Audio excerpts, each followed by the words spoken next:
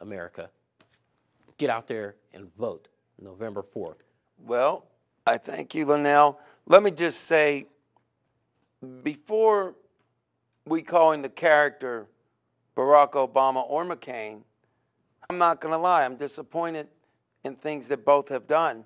But I find it appalling that John McCain's campaign would say, if we continue to talk about the economy, we're going to lose this election.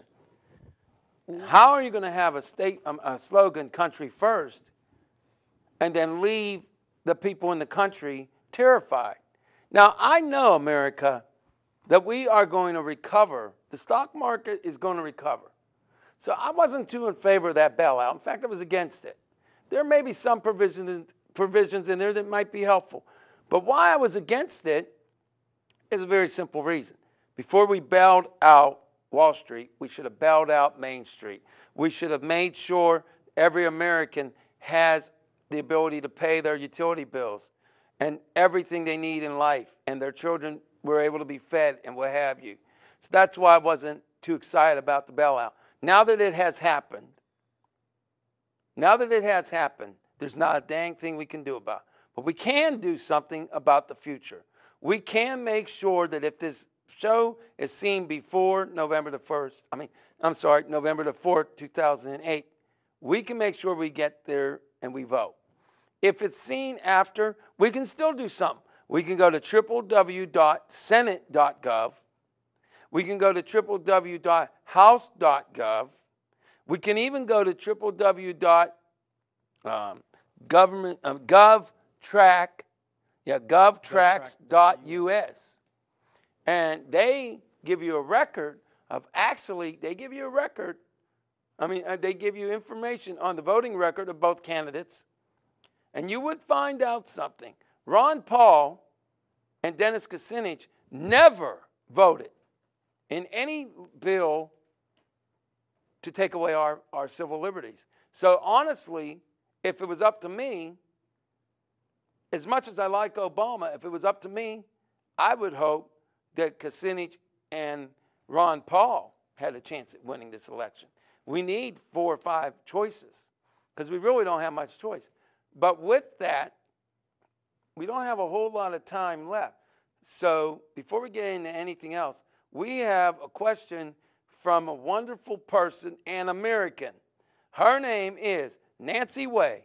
Please ask your question.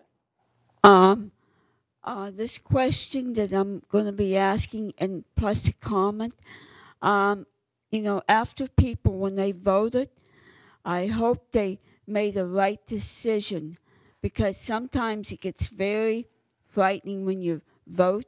You hope you made the right decision to get the right person in office. But sometimes, and the feeling, you said, did I make the right decision or did I make the wrong decision? But I just hope when the person votes, I just hope they make a right decision. That's my comment.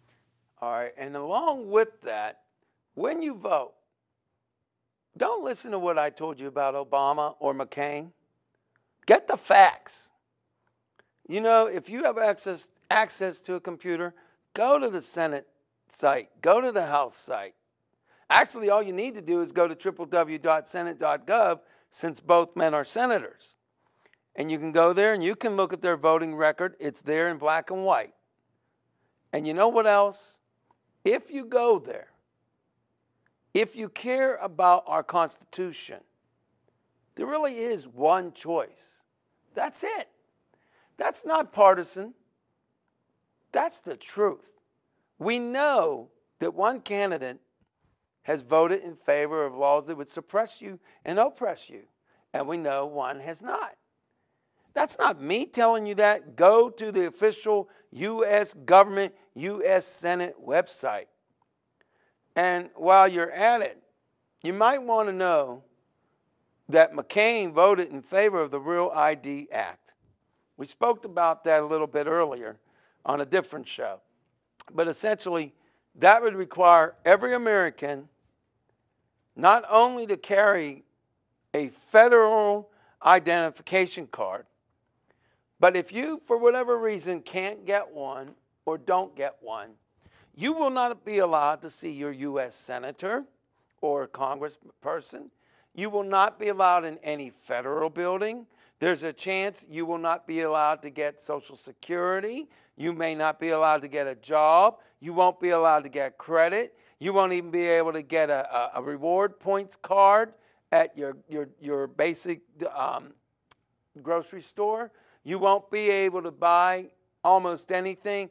Basically, if you don't have this card, you're pretty much going to be ostracized, and your life is going to be extremely hard.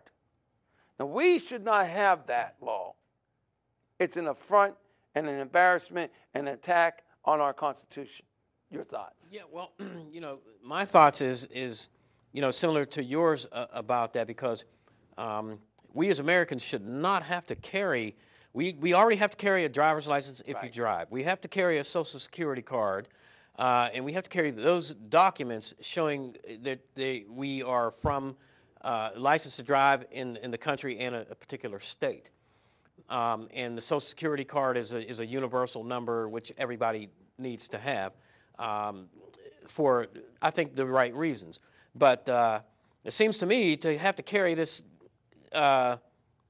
real ID card is something similar to what people used to have to do in South Africa a few decades ago when they were administering apartheid in South Africa. If you did not have an identification card, you could not walk down the street, and without that card, people were able, the law enforcement and the government was able to do with you whatever they will. So you are just totally ostracized. You are kicked not to the curb, but you are kicked in the street. So I don't agree with that. I don't feel as though that's helping Americans to exercise their freedom and their constitutional right to have to carry an ID card to show that you're an American. Now, that's just not right. I don't agree with that. Well, I'm going to throw something at you. You know, you mentioned we already carry a state license. Yeah. Well, under the Federal Real ID Act, you will be getting rid of that license, and it will be replaced by this national federalized ID card. And this will contain access to 100 times more information than any state ID. It will contain access to 100 times more information than Social Security cards ever did. It is one of the most dangerous things that has ever been done in the United States of America. Not only that, but there will be data collected in centralized places, and all this data will be collected so that, let's say a hacker breaks into it. That would mean that the hacker would have access to every American's personal information, all 300 million of us. You want to talk about an identity theft nightmare? It wouldn't be an identity theft nightmare. It would be a catastrophic, absolute, horrendous catastrophe. And our government voted for it in the year 2000, I believe it was 2006, 2007. Right. They've done it. It's already there. Now, we've delayed, apparently our states have been fighting against it, and it's been delayed. But we have got to get it repealed and abolished. Now, I know that all of you may not believe this kind of thing. Go ahead, look it up. Go ahead. Look up the Real ID Act or the Real Identification Act.